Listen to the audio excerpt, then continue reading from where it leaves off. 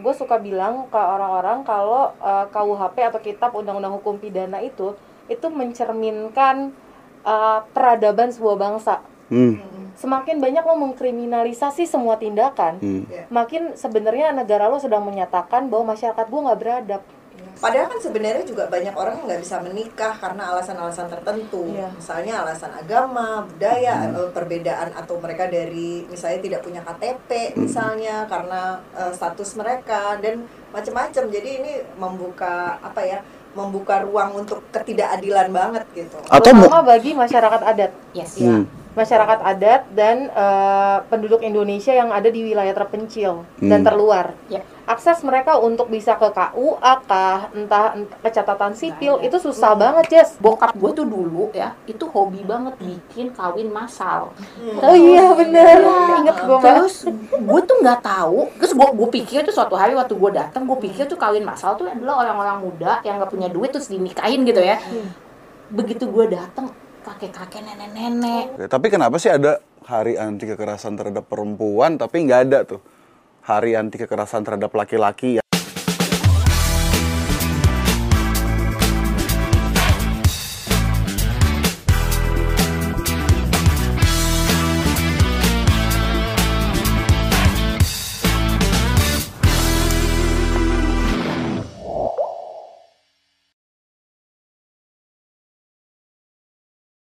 Selamat pagi, selamat siang, selamat sore, dan selamat malam kapan dan dimanapun kalian ngedengerin ataupun nonton podcast ini. Kembali lagi bersama Hamburger Podcast.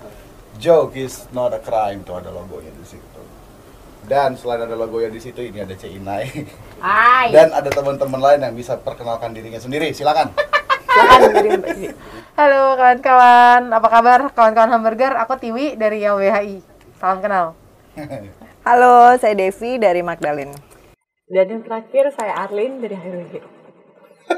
Kami sengaja karena kami pengen semuanya tuh mandiri di sini. Betul. Berdaya. Mandiri tapi diskriminatif karena mereka pakai clip on, gua nggak dikasih clip on. Oh kenapa Jess? Lu nggak pakai clip on? Karena dia cowok sendiri, Mbak. Oh gitu. Hak suaranya dipasung ya? Gak apa-apa. Kamu laki-laki gitu ya? Udah Kayak biasa. yang dirasain perempuan-perempuan selama ini. Masuk tuh barang, Mbak. Setuju. Ini bisa ya kalau gua keluar aja. Gak boleh. Ya? Kamu sekarang jadi tahu dong perasaan kami selama ini. Kita wawancara Jessi aja kalau kita gimana perasaan lo, Jess. Sebagai pelakuan nggak ya? Enggak dong. Gila kali pelaku. Nggak semua laki-laki. Ada lagunya tuh, ya kan? Laki-laki. Saiful Jamil. Baru kita mau obrolin apa sih? Nggak apa-apa kasih clip on dulu, kasih clip on dulu. Enggak, tadi itu memang sengaja buat gimmick doang di awal. Biar kita bisa ngebully ya. Tapi sambil nungguin clip on, sebetulnya hari ini kita mau ngobrolin apa sih? Ya, seperti ini konstelasi yang terlihat ini. Hari ini kita akan mengepung Jessi, gitu ya. Kita mau ngomongin perempuan, gitu. Mau tukeran? Jess, tengah Jess. Jangan dong. Jangan, gue mesti tutupin perut. Karena gini, Jessi itu sering banget ngomong, ya gue kan laki-laki, gue nggak pernah benar-benar punya pengalaman gitu, bagaimana perempuan misalnya dibilangnya didiskriminasi dan segala macam. Maka hari ini kita berikan pengalaman itu. Tapi Selamat jadi, datang. Memang kenapa hari ini kita mau ngobrol sama Mbak Devi, Pimpret Magdalene, media yang liberal banget. Jangan nuduh sembarangan. Bener-bener. Harus lengkap, jangan bukan liberal aja. Feminazi liberal. Serem banget. Aku aja jadi serem loh. Enggak cuma itu, Mbak Tiwi, ya, wakil ketuanya YLBHI, lembaga yang sarangnya komunis dan sarangnya tempat-tempat orang makar itu. Astaga. Ngeri loh. Gak apa-apa, Jess, gak apa-apa. RKUHP belum disahkan. Aman. Maksud gue Ini udah disahkan take out dari. Kayak harus take down dari YouTube. tapi maksud gue hari ini. Iya. Ya, gue pasang dulu. Kita kasih hak bicara buat Jessi. Pasangnya gimana sih? Gini ya? Banyak banget ya dibandingin DPR ya. Dikasih hak suara ya. Soalnya kemarin yang pas pip ya. Tapi sebelum ke situ maksud gua. Matiin mic loh. Enggak dong. Dikasih mic. Iya. Kenapa kita ngomongin DPR? Soalnya kemarin tanggal 24 November DPR akhirnya udah ngelolosin RKUHP di tingkat 1. Ya kan? Betul begitu ya Mbak Tiwi ya? Betul sekali, nah, Bapak Jesse. Tinggal selangkah lagi menuju paripurna dan setelah itu RKUHP bakal disahin. Obrolan hari ini itu yang mau dibahas itu soal gimana sih RKUHP ini yang kemudian gue juga memerhatikan dia banyak mendapatkan penolakan dari gerakan-gerakan perempuan. Bagaimana sih kemudian nanti RKUHP bisa berdampak sangat besar terhadap kekerasan terhadap perempuan. Dan episode kali ini, obrolan kali ini juga memang akan didedikasikan buat 16 HAKTP atau Hari Anti Kekerasan Terhadap Perempuan. Tapi yang gue pengen nanya pertama-tama, sebetulnya apa sih nih gerakan 16 Hari Anti Kekerasan Terhadap Perempuan? Maksud gue sejarah terbentuknya dan alasannya itu gimana tuh? Mungkin Mbak Desi kali ya bisa. Oh, akan saya usahakan.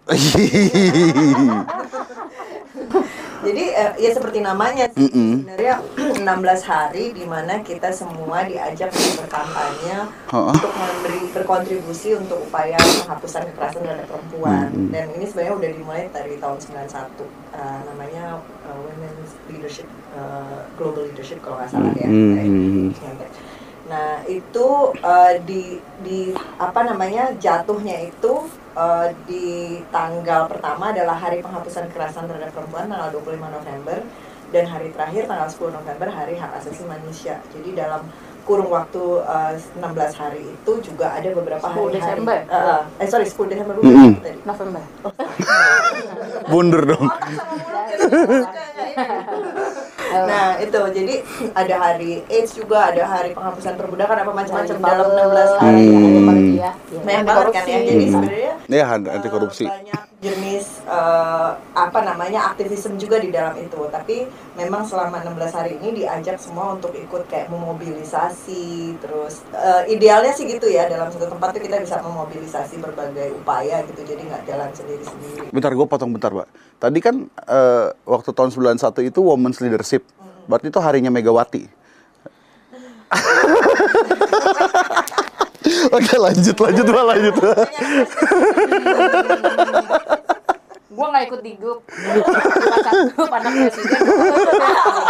Aduh. Emang ada ya? Mereka bikin grup tanpa gue, jadi Emang ada ya?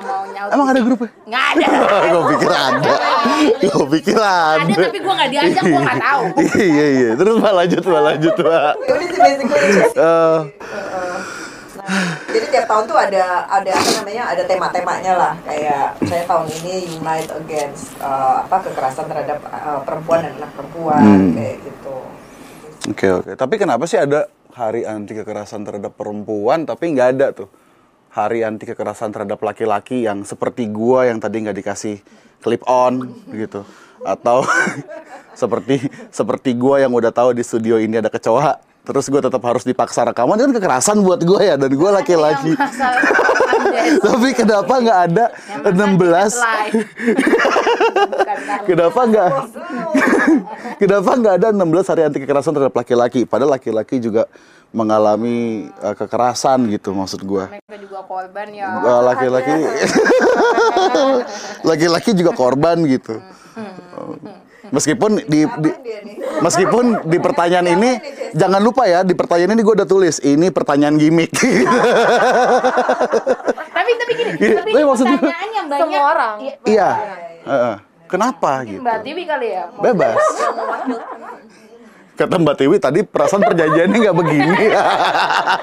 Tadi perasaan perjanjiannya gue jelasin bagian RKUHP. Kayak gitu karena di depannya kayaknya Mbak Tiwi udah ada contekannya. Iya. Padahal ini yang contekan dari Jessie gitu. Gimmick. Gue nggak mikir apa-apa, tapi sebenarnya kalau sederhananya sih kenapa ada hari itu karena budaya yang dominan hari ini secara global ya, budaya patriarki, Jess. Di mana perempuan itu selalu mengalami didiskriminasi, dianggap sebagai manusia kelas 2 kayak gitu. Jadi sebetulnya ini bukan mau bicara bahwa perempuan lebih penting dari laki-laki, enggak.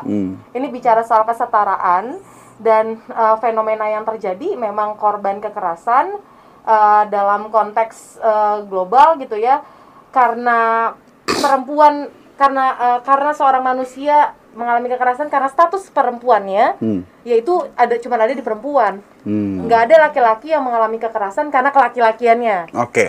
Gitu. Tapi Mbak Tiwi, kenapa sih kayak akar masalahnya itu apa gitu loh sampai menimbulkan budaya kultur patriarkis dan misoginis gitu, sehingga kayak perempuan didiskriminasi? Simposium lah. Gue pikir ini podcast Lin, bukan simposium. Masalahnya itu apa gitu loh sampai ada budaya Enggak. Gue segen banget sama podcast ini, patriarkis misoginis gitu. Apaan sih patriarkis misoginis tuh apaan sih? Coba mungkin Mbak Ina segen banget. Lempar-lemparan. Ini ya, dia ngakunya dari HRWG. Jadi nih penonton nih mereka kesimpulannya, oh ini dia pembicara juga. Terus dia nanya, terus gue yang host disuruh jawab. Nggak, kalau kultur patriarki pasti kan udah banyak yang tahu kalau misoginis tuh kayak seolah-olah perempuan itu dianggapnya kayak terlalu emosional, jadi ya nggak usah deh pakai jabatan ini yang kayak gitu-gitu gitu. Ini semalam nih yang nonton yang nonton Argentina lawan ini. Gue nggak nonton. Coba nonton lawan Poland ya, waktu Messi gagal masukin waktu Messi kesel gitu karena pas salaman dan bla bla bla katanya itu ini dia kesel gitu kan, terus dia nggak mau salaman gitu. Terus orang-orang tuh pada di komen nyautin gini, ih Messi lagi PMS ya. Itu kan iya. Wow. Kayak kesannya seakan kalau ngambek itu atribusi perempuan doang. Bisa jaga emosi gitu-gitu. Iya. Itu labeling ya Mbak ya? Iya. Itu labeling. Tapi apakah itu misoginis? Itu bagian dari. Itu sebenarnya bagian dari patriarki dikuatkan. Jadi ada asumsi-asumsi tentang apa itu femininitas, apa itu maskulinitas, dan atribusi itu kalau kita nggak memenuhi kayak atribusi itu, kita tuh ada yang berbeda. Ada yang misalnya dengan kita. Ya, kayak atribusi maskulinitas, atribusi feminitas itu kayak gimana contohnya? Atribusi maskulinitasnya yang tadi tuh, lu takut sama kecoa. Nah itu lu seharusnya nggak boleh gitu kan, lu cowok. Lu nggak boleh aja, lu kayak cewek lu. Oke. Itu konstruksi sosial bagaimana seorang cowok, bagaimana masyarakat memandang cowok tuh gini, cewek tuh gini. Nah itulah bahasa sederhananya. Cis heteromel gitu ya. Nah apalagi tuh cis heteromel tuh, iya, ya kan?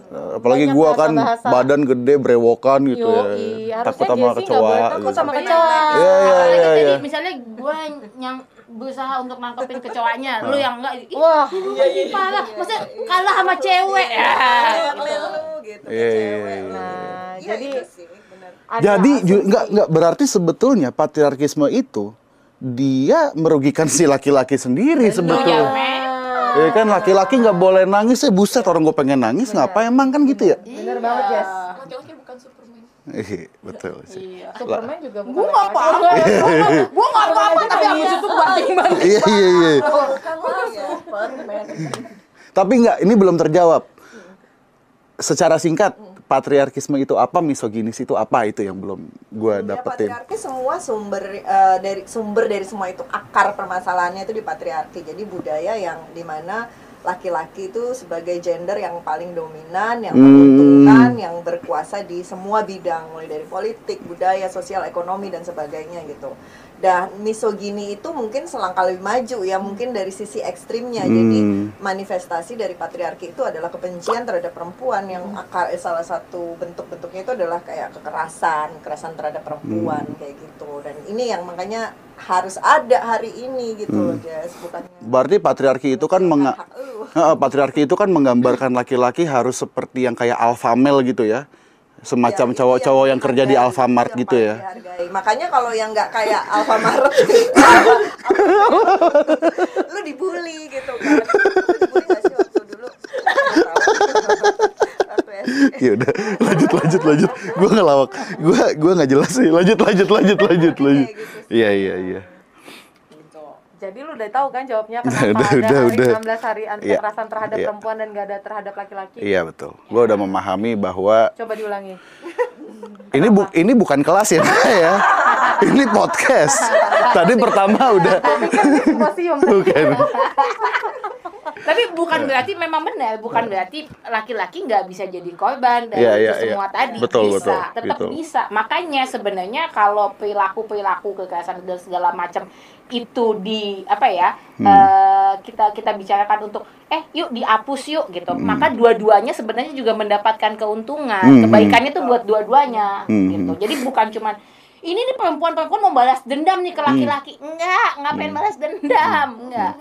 Tapi itu memang kadang-kadang gua nggak ngerti ya. Bahkan dulu gue pernah diskusi sama temen gue yang pada waktu itu gue ngerasa harusnya dia udah ada di level pemahaman yang oke gitu soal patriarki dan apa antitesisnya patriarki gitu.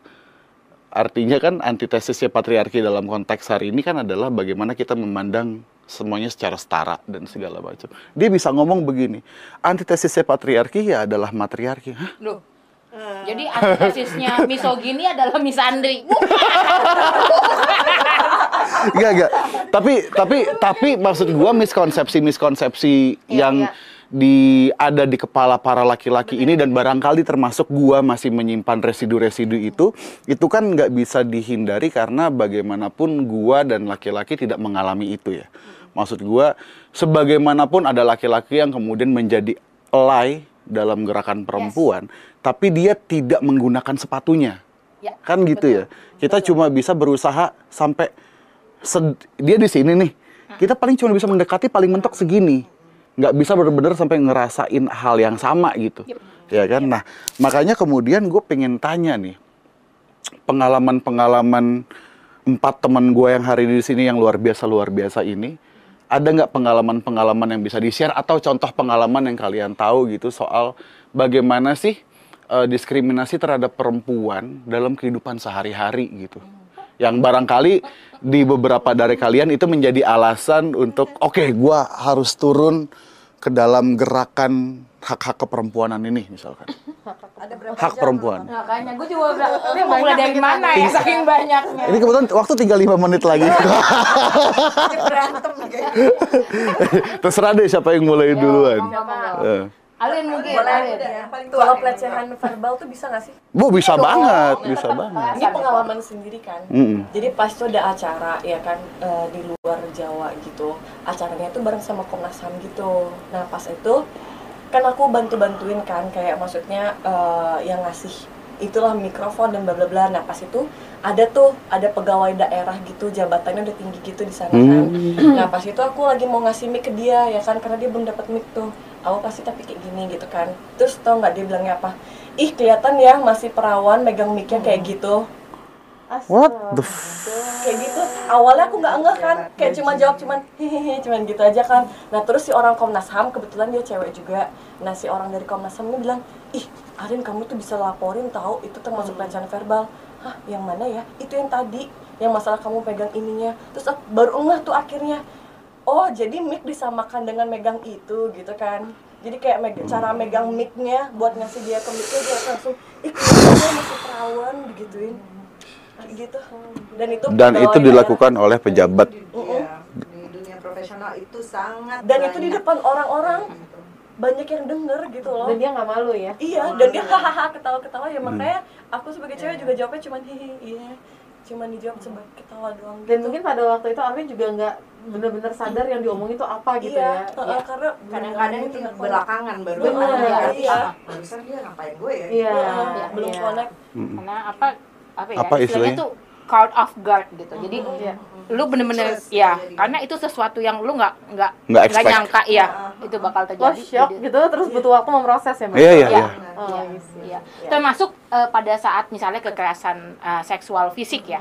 Gitu. Orang kan suka bilang, ya buktinya dia diem aja, berarti dia nikmatin dong atau apa segala macam. Enggak, dia nggak mampu ngapa-ngapain, otaknya nggak mampu ngapa-ngapain, freeze gitu. Saking shocknya gitu. Ya. Jadi, nah itu yang sering kali orang terus nganggapnya ya karena dia mau sih gitu, misalnya kayak gitu. Dan seringnya ironisnya juga ya, ini bisa dikoreksi sama Mbak Tiwi mungkin yang kemudian juga punya banyak pengalaman pendampingan hukum. Ketika ada korban pelecehan seksual, kekerasan seksual, pemerkosaan ngelapor ke polisi, juga malah kebanyakan dilecehkan lagi sama polisi kayak Emang waktu diperkosa kamu nggak nikmatin? Iya kayak Mbak Inaya bilang tadi. WTF kan, with the face banget. Kamu pakai baju apa? Pakai baju apa? Iya. Kamu teriak nggak? Kamu coba lari nggak? Iya. Gimana mau teriak? Gimana mau masih lagi masih di luar. Bener. Lagi baju kamu rok kamu terlalu pendek gitu. Tapi maksud gua gini, kalau kita lagi ngomongin soal pelecehan dan kekerasan, oke lah kekerasan enggak gitu ya. Tapi kalau misalkan pelecehan verbal yang kayak disuit-suitin, cewek pulang, iya. Ada gini Mbak. Aduh. Cewek. Apa dong? Kalau di suit, iya di catcalling gitu. Di kucing panggilnya. Dipanggil kucing gitu. Maksud gua, kalau misalkan memang ceweknya udah tahu malam gitu, terus pakai baju minim gitu, kekurangan bahan, ya wajar dong kalau di catcalling sama cowok. Ini pertanyaan gimmick juga ya. Gue sendiri geli sama pertanyaan ini. Tapi maksud gue, ya paham kan? Banyak yang menganggap gitu. Ya wajar lah orang ceweknya ceweknya udah tahu pulang malam, ngapain pulang malam-malam, udah tahu di situ banyak cowok-cowok. Makanya ditutup dong auratnya. Makanya ditutup dong auratnya dan segala macam. Makanya cowok-cowok jangan suka keliaran malam-malam. terus malam di rumah aja. Terus gini. Ya namanya juga kucing, kalau dikasih whiskas ya pasti mau gitu. Kucing Mbak Inaya nggak mau dikasih whiskas. Dikasih ikan asin nggak mau. Tapi whiskas juga nggak mau. Oh nggak mau juga. Dia makanya dia sukanya makan kangkung sama tempe. Seriously beneran gue nggak bohong. Iya. Makanya gue bingung kayaknya dia. Dan yang aneh, dia suka dikejar sama nih kucing gue cowok. Kucing gue aktivis lingkungan banget Mbak. Iya. Pertama itu. Dan ini yang aneh, ini beneran. Jadi kucing gue nggak tahu kenapa dia suka banget dikejar-kejar sama kucing yang cowok. Padahal kucing gue cowok. Gue kayak bener-bener biasa, lu SJW tulen lo. Udah vegan. Lu vegan. LGBTQ udah.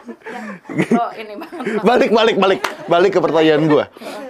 Tadi kan banyak tuh yang orang-orang masih suka menganggap gitu ya. Kapan-kapan bawa kucing lo di podcast? Allahu Akbar. Gue bukan Islam loh, gue sampai nggak mau Allahu Akbar.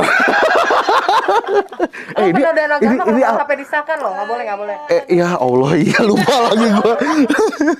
Ya, tapi yang tadi gue pengen balik ke yang tadi tuh.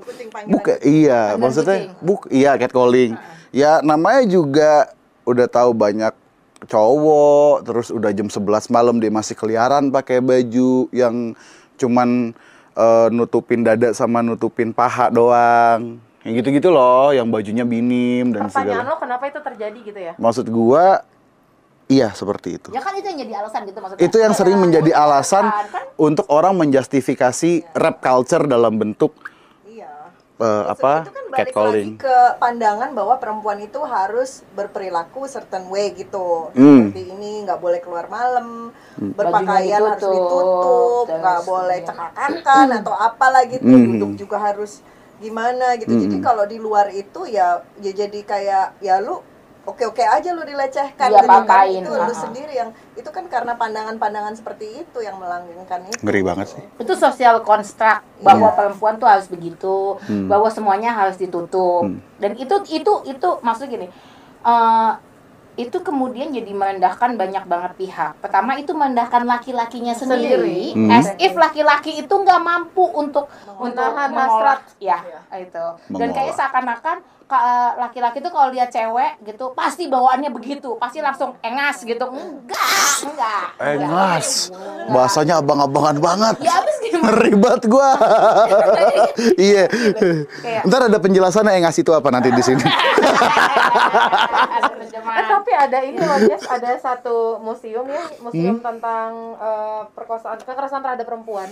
Dan itu menggambarkan baju-baju korban perkosaan. Iya. Ya lo udah tahu kan? Udah tahu. Dan teman-teman juga ya kayaknya itu udah banyak viral ya di media sosial. Yang itu pakaiannya justru yang panjang, tertutup. Jadi sebenarnya perkosaan atau kekerasan terhadap perempuan nggak ngaruh. Nggak selamanya soal memang itu. Itu bukan faktor utama. Faktor utama kekerasan seksual itu adalah adanya relasi kuasa. Itu faktor utamanya. Exactly. Jadi bukan karena dia buka-bukaan, karena faktanya banyak banget kita semua juga tahu ya, gitu banyak banget misalnya cerita para para pekerja migran kita nih yang perempuan, misalnya di negara-negara tertentu yang semuanya tertutup, banyak banget yang ngalamin kejadian itu, perkosaan misalnya. Atau kemudian kita juga tahu tuh misalnya banyak banget WhatsApp grup ya, grup-grup yang kemudian memang didedikasikan untuk foto-foto perempuan-perempuan yang tertutup semua, karena fetishnya mereka di situ, semakin tertutup semakin ya tadi itu gitu. Kayak gitu. Jadi emang nggak ada jaminan. Dan jangan lupa, misalnya perkosaan, kekerasan seksual dan segala macam itu paling banyak terjadinya oleh orang dekat. Jadi bukan orang lihat nih random, wah, mau gue perkosa aja deh gitu. Enggak gitu. Kebanyakan orang dekat. Gitu. Benar. Tapi gue nggak ngebayangin sih orang random merkosa tuh kayak kan? Lo selain emang udah dasarnya jahat, emang gabut banget aja kayak gitu orang gitu ya? Dia juga ada kelainan seksual, penyakit. Iya. Ya, kan? Ya, bisa jadi. Sebenarnya apa sih yang teman-teman perjuangin itu untuk hak kita? Siapa menurut Mbak Devi apa? Ya kalau di RKUHP itu kan yang kita tahu tuh ada beberapa pasal yang pada akhirnya itu merugikan perempuan. Banyak lah, ada kohabitasi, tadi ada soal pemakaian alat kontrasepsi, ada soal aborsi, dan pasal-pasal itu tuh sangat bias, seolah-olah perempuan dengan keperempuanannya itu lebih mudah untuk dikriminalisasi. Contohnya aja aborsi. Nah itu kalau misalnya perempuan yang melakukan aborsi itu bisa dipidana. Iya kan? Dan memang cuma perempuan kan yang bisa melakukan aborsi. Iya benar. Laki-laki nggak mungkin hamil karena nggak punya rahim. Betul. Ya kan? Betul. Dan di situ tuh sebetulnya memang ada pasal berikutnya yang bilang kecuali dia menjadi korban kekerasan seksual yang kandungannya 12 minggu. Nah, tapi fakta di lapangannya, Jessie dan teman-teman, itu banyak sekali perempuan yang gak sadar kalau dia hamil, bahkan more than 12 minggu, lebih dari 12 minggu. Oh iya? Sekarang udah dinaikin jadi 14 minggu. Udah ya jadi ya? Tapi tetap ini, karena menurut WHO itu sebenarnya perempuan masih bisa melakukan aborsi sampai 24 minggu. Iya, benar. 14 minggu. Nah, itu sangat apa ya? Iya, nggak realistis benar, Mbak. Apalagi di Indonesia. Tapi bahkan faktanya si korban-korban itu ketika tahu bahwa mereka hamil, itu banyak banget pihak-pihak yang kemudian malah ya udah solusinya berarti dinikahin aja sama pelaku. Dan nggak boleh diaborsi, itu banyak banget. Oke. Tapi gue pengen bahas aborsi lebih lanjut nanti. Tapi kalau soal kohabitasi tadi tuh apaan sih? Gue nggak ngerti deh. Kohabitasi itu apaan, Mbak? Orang zaman dulu ya bilangnya kumpul kebo. Atau sebenarnya emang lagi mau ini kali korban. Jadi kebonya dikumpulin. Kurban. Lama-lama kita jadi korban aja sih. Jadi hubungan pasangan gitu di luar pernikahan yang tinggal dalam satu rumah atau tempat gitu, dan itu dianggap bisa dikriminalisasi gitu. Padahal kita ketahui itu tidak semua hubungan. Maksudnya orang kan berpikir itu hedon banget atau liberal atau liberal gitu lah ya. Padahal kan sebenarnya juga banyak orang yang nggak bisa menikah karena alasan-alasan tertentu, misalnya alasan agama, budaya, perbedaan atau mereka dari misalnya tidak punya KTP misalnya karena status mereka dan macam-macam. Jadi ini membuka ruang untuk ketidakadilan banget gitu. Terutama bagi masyarakat adat. Masyarakat adat dan penduduk Indonesia yang ada di wilayah terpencil dan terluar. Akses mereka untuk bisa ke KUA entah ke catatan sipil itu susah banget, Jess. Untuk hidup sehari-hari aja mereka susah, apalagi untuk membiayai mereka perjalanan ke KUA atau ke catatan sipil. Nah, itu kan bisa mengkriminalisasi mereka sebetulnya. Gue mau cerita pengalaman gue dikit ya soal itu, bukan soal kohabitasi, bukan. Tapi gini, maksudnya kenapa itu pasal itu berpotensi jadi jadi kejam gitu ya, kayak tadi itu. Ini karena sering nggak hanya kadang-kadang kita ngeliatnya ini kan karena ada mereka melakukan zina apa segala macam gitu-gitu tuh, yang di dalam kepala adalah orang-orang yang suka di dalam kos-kosan atau apa gitu ya, makanya mereka pantas digebek dan apa segala macam. Tapi cuma pengen ngasih tahu bahwa ada banyak kelompok lain yang sebenarnya terdampak nantinya gitu. Jadi gue mau cerita bokap gue tuh dulu ya itu hobi banget bikin kawin massal. Oh iya bener, inget gue. Terus gue tuh nggak tahu, terus gue pikir tuh suatu hari waktu gue datang, gue pikir tuh kawin massal tuh adalah orang-orang muda yang nggak punya duit terus dinikahin gitu ya. Begitu gue datang, kakek-kakek, nenek-nenek, terus gue pikir ini kakek-kakek, nenek-nenek yang belum menikah dan akan menikah. Maksudnya yang ini masih sama-sama single terus ditemuin. Enggak, itu mereka datang sama keluarganya, sama anak-anaknya, sama cucu-cucunya. Terus gue bingung, ini maksudnya apa? Ternyata itu adalah orang-orang yang nggak mampu untuk bisa dapat akses ke KUA dan segala macam. Mereka beranak pinak, dan anak-anak dan cucu-cucunya ini secara legalitas itu nggak ada, karena secara sertifikat kelahiran, akta kelahiran, nggak punya eksistensinya nggak ada. Lu bayangin mereka nggak bisa dapetin akses apapun, nggak bisa dapat akses apapun, nggak bisa dapat akses pendidikan, akses kesehatan. Nanti meninggal itu nggak bisa dimakamin karena secara teknis mereka kan nggak ada. Nah, lo ngomong jangan sambil melototin gue sih. Jadi kayak seolah-olah salah gue gitu. Iya, apa sih? Nah, maksudnya, bayangin ya mereka udah di korban sistem kayak gitu, terus nanti kalau ada RKUHP, mereka bisa kenal lagi. Iya, benar. Wow, ngaco ya. Kadang tuh gue suka mikir gini ya, Jess. Gue suka bilang ke orang-orang kalau KUHP atau Kitab Undang-Undang Hukum Pidana itu mencerminkan peradaban sebuah bangsa. Semakin banyak lo mengkriminalisasi semua tindakan, makin sebenarnya negara lo sedang menyatakan bahwa masyarakat gue nggak beradab. Iya, Paham. paham. Bahwa sebenarnya negara sedang tidak percaya bahwa masyarakatnya ini sudah beradab, sudah berpendidikan, dan mampu mengatur ruang-ruang personal dan privasinya. Nggak berdaya sehingga dia pikir negara harus masuk supaya semua teratur, padahal enggak. Kamu tuh harusnya begini, kamu harusnya begitu, harus begini. Lu bayangin nggak sih, semakin lu berpikir diatur, ya betul, kan? betul. Lu nggak boleh berpikir Leninisme, Marxisme, lu nggak boleh belajar tuh pengetahuan. Gue nggak tahu itu apaan sih. Nah nanti lo belajar lah, gitu kan? Lu Google. Please educate yourself.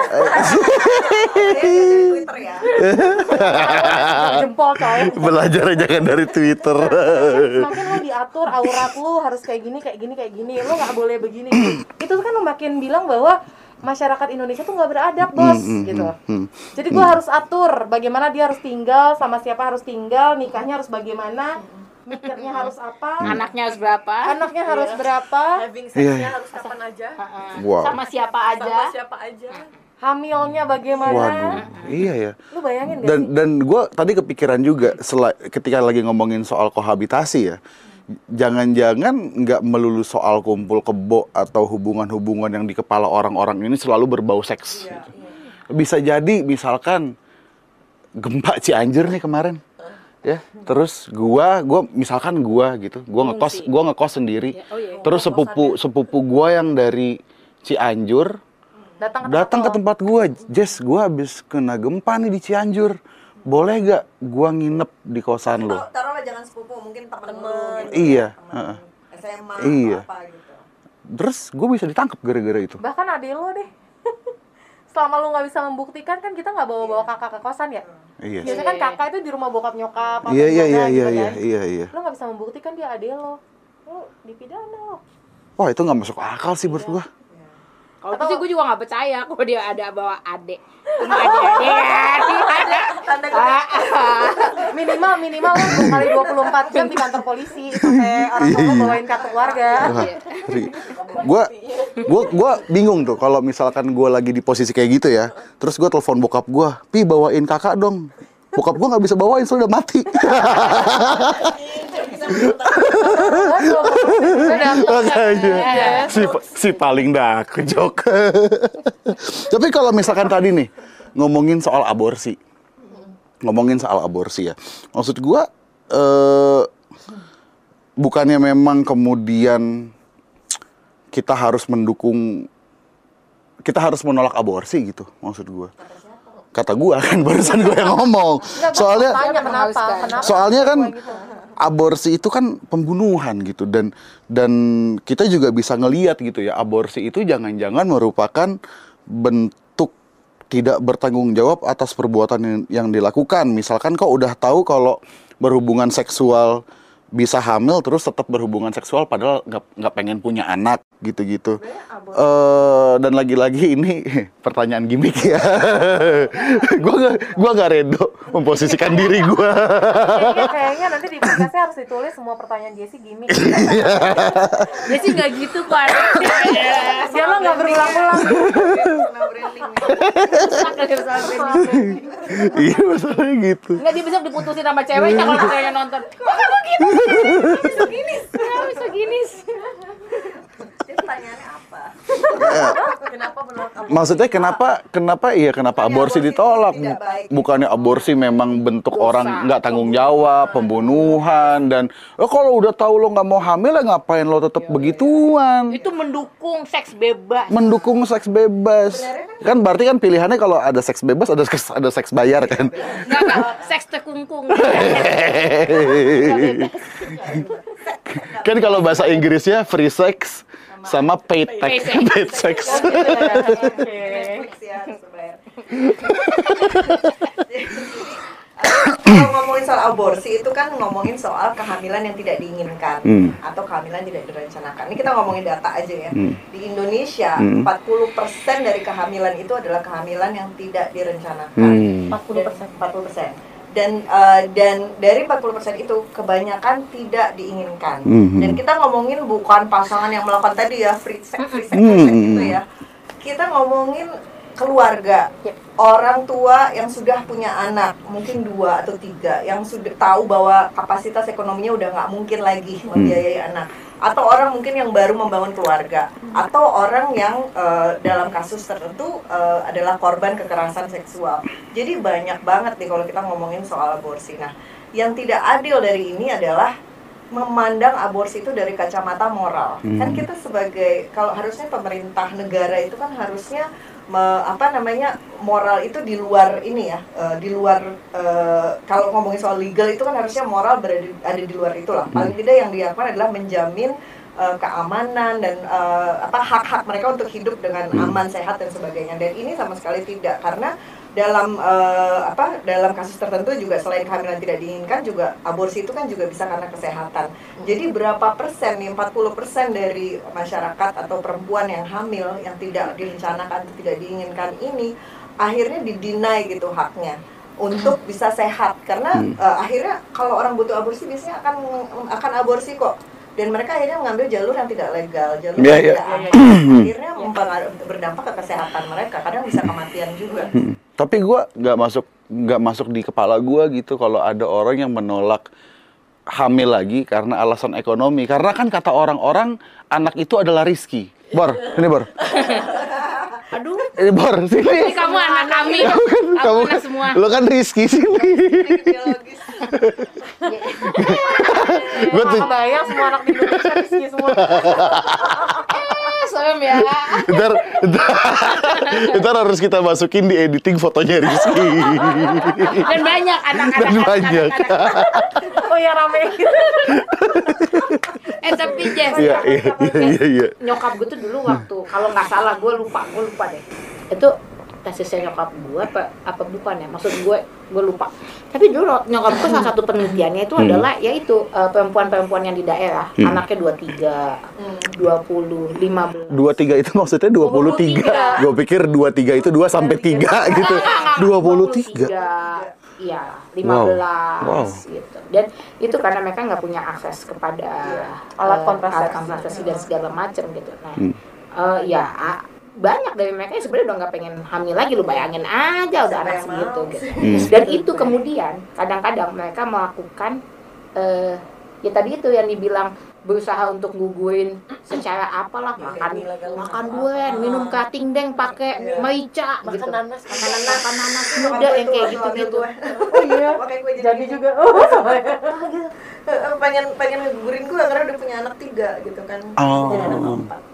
Nah itu yang maksudnya gini, kita bukannya mau bilang bahwa kita mendukung seks bebas apa sebenarnya, bukan nggak lagi ngomongin itu, tapi lagi ngomongin ada hak-haknya orang lain, ada problem-problem lain yang akhirnya jadi kena gara-gara Atau gini, ternyata kan ketika kita ngomongin kohabitasi nggak melulu soal seks bebas. Ketika kita ngomongin soal aborsi, bahkan bukan soal iya. Ketika ngomongin aborsi pun demikian. Jangan-jangan ketika mereka selalu mengaitkan semuanya dengan seks bebas, memang isi kepala mereka aja yang kotor. Nah, itu yang pertama. Yang kedua, iya kan? Jess, yang memalukannya artinya adalah kebijakan atau peraturan perundang-undangan di Indonesia itu dibuat nggak berdasarkan riset. Oke. Kalau lo bikin KUHP berdasarkan riset, data nih, gimana sih kondisi masyarakat Indonesia? Lo akan dapet tuh angka-angka yang tadi dibilang sama Mbak Devi. 40% kehamilan itu di luar rencana. Terus mereka tuh sebenarnya harus riset berapa sih angka kematian ibu dan anak akibat kehamilan yang tidak direncanakan itu. Berapa banyak sih perempuan yang meninggal atau terharmful atau sakit gara-gara maraknya aborsi ilegal. Pernah di LBH Jakarta gue nanganin kasus. Gara-gara dia pacaran sama pacarnya nih, cowok cewek ya, pacaran, melakukan hubungan seksual, dia hamil memang, tapi mereka akan menikah, cuman mereka tidak siap punya anak gitu ya. Akhirnya mereka sepakat untuk menggugurkan, tapi sebenarnya si ceweknya juga nggak mau, tapi terpaksa berat keputusan gitu. Itu terpaksa gitu. Akhirnya tau nggak kemana? Ke itu klinik aborsi yang ilegal. Dan lo tau dia bleeding itu, aduh gue nggak paham lagi waktu dia cerita, gue sampai diem, gue nggak bisa berkata-kata karena dia painful, dia bilang tuh sakit. Dan itu bleeding selama 2 hari, lu bayangin, dimasukin alat ke dalam vaginanya. Lu bayangin ya teman-teman, itu karena kalau dia mau aborsi ke rumah sakit yang aman dan lain sebagainya, dia nggak punya akses gitu. Bayangkan kan, dan belum tentu mau. Dan itu pakai alat. Kayak aku punya temen gitu kan, dia pernah aborsi juga, dan itu pakai pil, itu udah sesakit itu kata dia gitu loh. Pakai pil sakit. Ini si klien yang dibawa pakai alat Mbak, dimasukin cocor bebek itu, sengaja dimasukin biar infeksi kan. Biar akhirnya si fetusnya itu akhirnya bisa bayangin kan. Gue pas denger tuh kayak, terus apa yang lo lakukan? Tapi saking dia kesakitannya, tau gak sih, pas dicabut dia langsung kabur, bleeding dia kabur. Dan nggak ada di situ pacarnya yang menemani, nggak ada. Karena takut ketangkep apa gimana? Nggak, karena emang dalam klinik-klinik aborsi ilegal, lu nggak boleh ditemani siapapun. Biar nggak ada saksi gitu ya kali ya. Itu dia, salah satunya itu. Dan maksudnya itu aneh. Klinik aborsi ilegal. Iya, ilegal. Semua, maksudnya karena nggak ada yang ilegal kan? Ada Mbak, tapi itu rumah sakit sama ini. Maksudnya bukan. Bukan klinik. Nah, satu lagi nih. Dulu di Cikini ada Mbak. Ya, gue pernah ngeliput di daerah dekat-dekat sini. Dan itu legal. Legendaris banget tuh temen. Gue tuh juga ilegal. Gimana? Saleh itu Mbak. Ada. Gitu. Nah, ngomongin soal ini kontrasepsi ya. Tadi kan salah satu kenapa kehamilan tidak diinginkan tuh karena kontrasepsi atau nggak ada akses ke kontrasepsi. Yang kedua juga sebenarnya ini secara universal ya, terutama di negara yang masih patriarkal. Keputusan kontrasepsi itu terkadang masih ada di pihak laki-laki. Padahal yang hamil yang kena konsekuensinya perempuan. Jadi misalnya kayak laki-laki nggak mau pakai kondom misalnya ya, atau vasektomi. Atau dia nggak bolehin si istrinya untuk KB dan segala macam. Betul, nggak boleh istrinya untuk KB, atau nggak meluangkan waktu atau nggak meluangkan budget gitu karena dia nggak mau juga. Nah, salah satu itu vasektomi. Vasektomi itu sebenarnya kan satu cara yang paling mudah dan bisa di reverse ya. Jadi kalau laki-laki di vasektomi dia masih bisa di reverse, nggak kayak perempuan kalau di steril. Tapi di rumah sakit sendiri masih banyak dokter yang nggak mau melakukan itu. Iya. Jadi ketika melakukan itu mereka akan nanya, yakin nih? Even kalau perempuannya mau sterilin juga, ini Bu yakin? Jadi seakan-akan kayak suaminya mana? Lu harus ini dong bereproduksi gitu. Dan tugas kita nggak bisa memberikan lu kebebasan itu, bahkan perempuan sendiri nggak bisa mengatur itu. Jadi makanya perempuan bahkan tidak otonom atas tubuhnya sendiri akhirnya ya. Yakin nih? Enggak sih, Agi tadi lagi iseng aja mungkin. Dan memang tuh konteks Indonesia menurut gua agak unik ya Jess. Karena kalau di Amerika Serikat kan campaign yang dimunculkan pro-choice sama pro-life. Iya. Ya kan?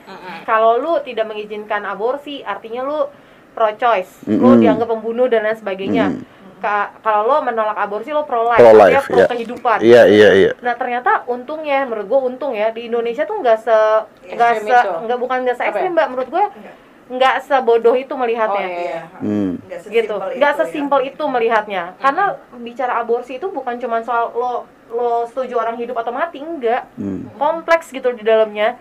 Dan menurut gue Indonesia tuh beruntungnya aktivis-aktivis perempuan dan feminisnya itu mengerti bahwa ini bukan soal pro life atau pro choice.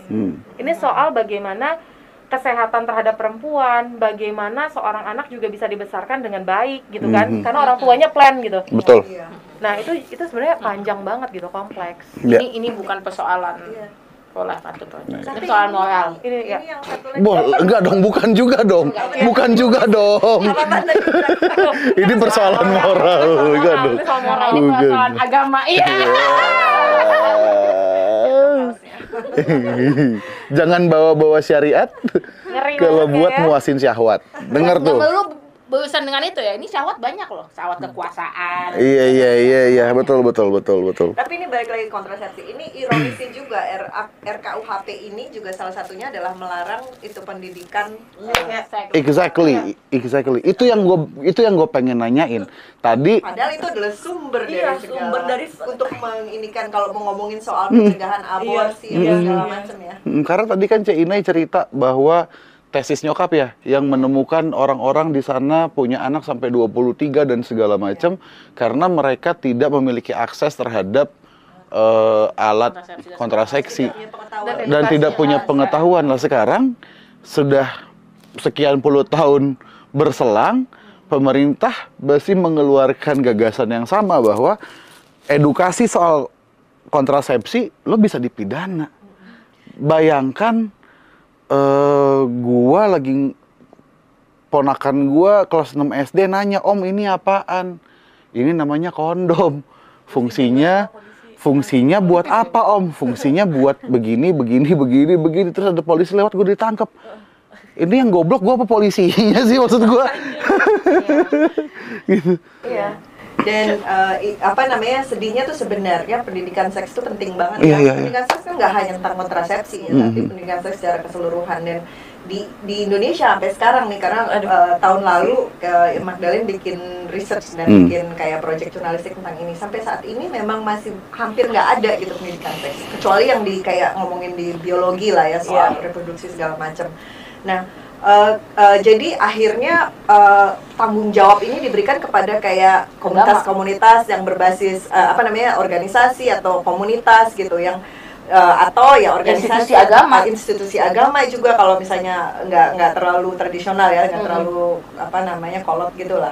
Nah itu nanti mereka bisa dikriminalisasi gitu, padahal mereka tuh mengambil alih tanggung jawab yang tidak ditanggung oleh negara. Iya betul gitu. Dan waktu itu aku ingat ya, LBH Jakarta bersama teman-teman jejaring Mbak ngajuin uji materi ke Mahkamah Konstitusi untuk memasukkan edukasi seks itu ke dalam kurikulum pendidikan dari mulai pendidikan dini gitu ya.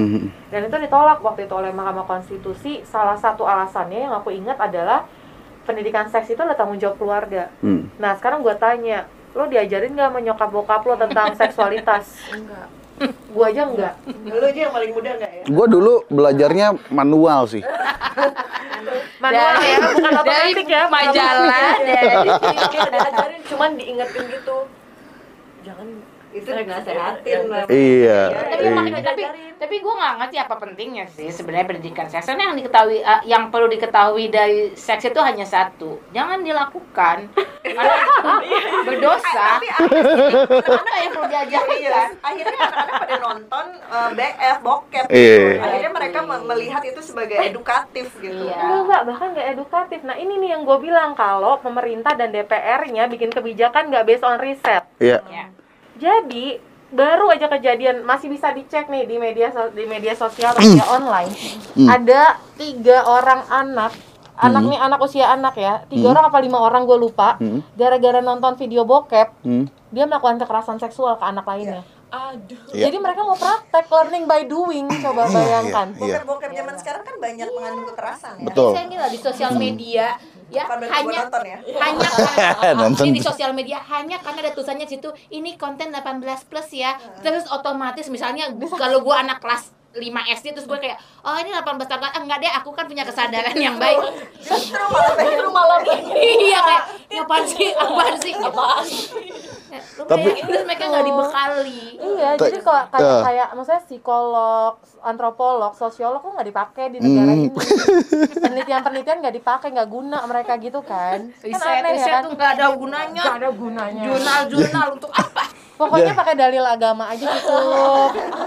Kalau dosa dilarang aja. Tapi maksud gua, permasalahan-permasalahan seperti ini akhirnya mungkin orang-orang ngelihat nih ngapain sih sekelompok orang ini ribet-ribet ngomongin soal sex education, feminis ribet dan segala macam ya, kekerasan terhadap perempuan, inu gitu maksud gua. Tapi sebetulnya hal ini tuh ya sudah menjadi konsentrasi komunitas internasional. Jadi kalau kemarin kita ngecek itu di sidang UPR yang baru saja kita lakukan. Sidang UPR itu apa, Jess? Apaan sidang UPR? Jadi UPR itu Coba gini. jelas satu sesi podcast Iya. dari Jessie. Singkatnya, 2 menit aja ya. 2 menit, oke. Singkatnya UPR itu adalah satu sidang di mana satu negara disidang oleh seluruh negara PBB, negara anggota PBB, disidang soal pemajuan, pemenuhan, penegakan dan penghormatan hak asasi manusianya. Situasinya tuh gimana?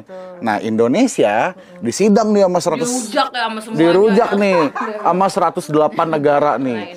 Dari 108 negara ini sekian belas sampai gue lupa persisnya berapa negara itu ngasih rekomendasi. Salah satunya itu soal memastikan hak kesehatan bagi perempuan. Ada yang secara lebih spesifik ngomong kesehatan reproduksi dan segala macam. Jadi ini bukan barang yang sepele gitu maksud gua. Ini barang yang memang udah jadi pusat internasional dan hari ini yang dilakukan pemerintah adalah untuk semakin mempermalukan dirinya di komunitas internasional itu. Bener, Ketika dia tetap ngotot mau sahin RKUHP tandanya. Bener banget. Dan kalau ingat soal Soekarno, kalau kita ingat Hari Ibu ya, Hari Ibu tanggal berapa sih, Jess? Gue lupa deh. 22 Desember. Iya.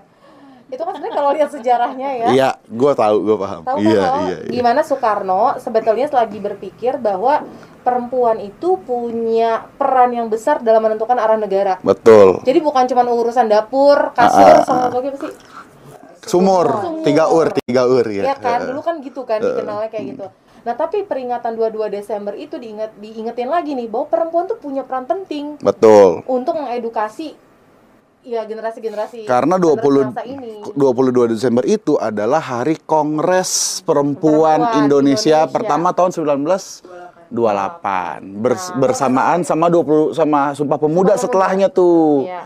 Nah, itu Jess, makanya menurut gue Tapi kemudian di era Soeharto dia kembali menjadi ibuism. mengalami peorasi ya. Di Peora.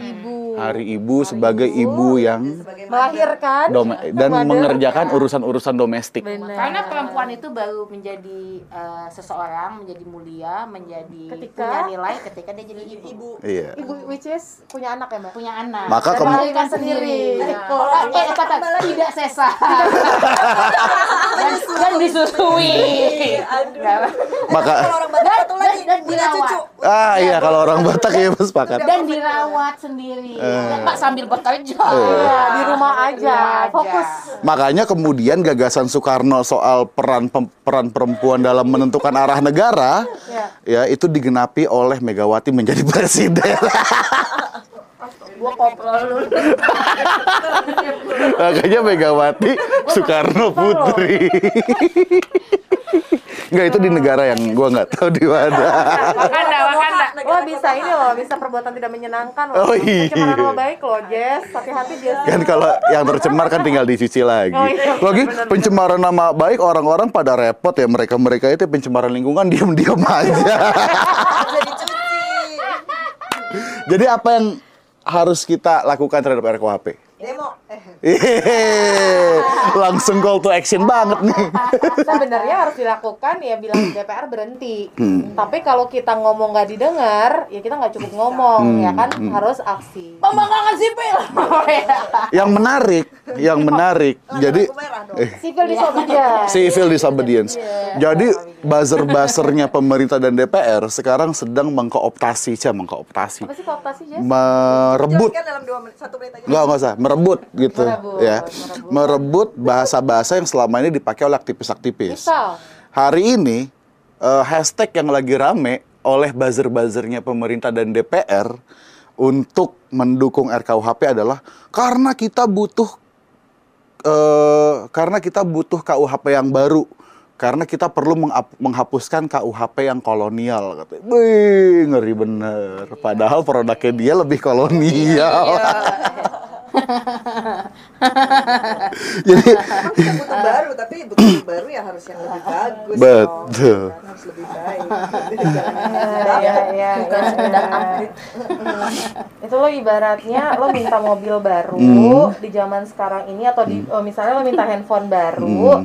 Tapi lo dikasihnya Nokia yang warna-warni zaman anjing tuh nggak lo? Yang gede banget tahu. mau nggak Jess? Enggak lah. Bukan, atau nggak minta handphone baru tapi yang dibelinya second. Nah, yang penting baru Yang kan? paling baru buat tapi lo. second. Dan itu lebih jelek fungsinya. Nah itu memang konyol ya menurut gue ya. Iya. Jadi yang harus dilakukan apa nih Jess? Apa? Ini Cina. tergantung Jessie sih. Jangan dong. Atau kalau enggak gini aja, pertanyaannya gue ubah. Satu kata soal tentang RKUHP, satu-satu dah, boleh.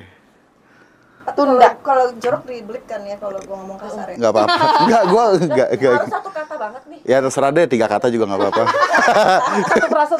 Satu frase juga enggak apa-apa. Satu kalimat, satu paragraf. Satu kalimat juga enggak apa-apa. Kalau satu paragraf gue pulang. Kalau dielaborasi nggak boleh. Enggak boleh. Dari siapa? Dari yang dia? Ini tubuh kami. Wih. Oh jadi RKUHP adalah tubuh lo? Enggak kan, pertanyaan gue satu kata atau satu frase soal RKUHP. KUHP yang sekarang kan ya? Yang Bentar mikir dulu. Gua aja Jess, gua udah tak ketemu. ya udah. Tunda. Wis, oke. Udah jelas callingnya tunda. Tunda, oke. Iya. Terus yang lain masih mikir Tunda dan direvisi lah. Maksudnya kalau cuma ditunda doang ya benar. Ya udah 2 minggu lagi kita yang nggak mau juga tapi tetap draftnya sama. Tunda, revisi, buka partisipasi publik. Wih, cakep. Itu penting. Itu libatkan publik sih. Libatkan publik. Ya. Tapi libatkan publik, nanti lu diundang ke DPR semua, didengerin, habis itu disahkan gimana tuh? Bisa. Kayak undang-undang yang mana? Jadi Undang-undang yang mana? Undang-undang hampir ini semuanya. enggak, ini tuh sebetulnya dimaksudkan menjadi closing, tapi dielaborasi lagi nih, gimana nih maksudnya? Emang udah selesai. Udah lihat udah dikasih 57 menit. Lagi. Bukan. Jangan mengaturku, Rizky. Paham atas kami. Mungkin Ingatan. kalau ngomongin soal pelibatan, menggunakan termanya meaningful participation. Meaningful participation yang Itu- artinya Pelibatan yang penuh makna gitu. Kalau secara literal artinya ya kontribusinya harus diiniin. Masuk gitu. aja Berdasarkan riset, berdasarkan data, dan keadilan buat semuanya. ya. Oke. Dari lo sendiri apa? Kalau gua itu kemarin sudah menyepakati sama teman-teman kampanye, call kita adalah tolak pengesahan RKUHP. Jadi yang ditolak bukan RKUHP-nya, bukan gagasan bahwa kita butuh RKUHP baru, bukan. Tapi pengesahan yang saat ini itu harus ditolak karena secara substansi dia masih sangat bermasalah dan nanti sebetulnya teman-teman kampanye RKUHP sudah membuat semacam buku putih atau semacam kitab suci soal kenapa kita harus menolak RKUHP yang bermasalah ini. Di dalamnya ada penjelasan soal bagaimana dia cacat secara prosedur, di dalamnya ada penjelasan soal sekian belas klaster isu yang bermasalah dari sekian puluh pasal, lalu penjelasan kenapa itu berbahaya, nanti akan disertain di caption video ini. Itu. Oh, yang pasti karena Jessie pro kolonial. Semua berarti buku putih itu nanti akan dituangkan ke hal-hal yang sederhana mudah dimengerti publik kan Yes, pastinya. Nah, terus habis itu apa yang bisa publik lakukan nih, bukan aktivis ya? Betul. Ya, Publik lakukan harus ngapain, Jess? Jangan ditanya ke gua. Justru Ya abis lu nggak nanya ke Narsum. Ya udah Narsum yang nanya. tadi kan gua udah nanya. Tapi kan lu nanya Jadi Apa yang kami lakukan? Iya. Jadi apa yang bisa kita lakukan bersama-sama menurut teman-teman? Nah, Ya kalau kita mah udah main-main aja lah ya. Iya. Karena kalau nggak bisa Iya. tunda-tunda, betul. diberhentikan Bersuara punya bisa pakai lewat jempolnya. Betul. Bisa cek, bisa bersuara lewat mana aja, educate teman-teman yang belum tahu problemnya di mana, Ya. share itu juga. Jadi banyak banget yang bisa dilakuin. dapetin informasi dari yang ini sih, yang benar gitu ya, yang Betul. valid ya. Ya. Bukan dari buzzer. Dan Bukan kalau nggak dari ngerti ya cari tahu. Yes. Ya kan? Cari tahu dengan jarimu. Cari tahu. Kayak iklan zaman dulu banget. Cari tahu dengan jarimu. Apaan sih? Itu apaan sih? Itu apaan? Ini kayak kalian yang nge-reveal umur kalian sendiri. Sama. Itu Yellow Pages ya bener, Mbak. Astaga, Yellow Pages. Anjing. Oke, bye-bye. Tahu Yellow Pages apaan? Googling sendiri. Educate yourself. Bye. Makasih semuanya. Joke is not a crime.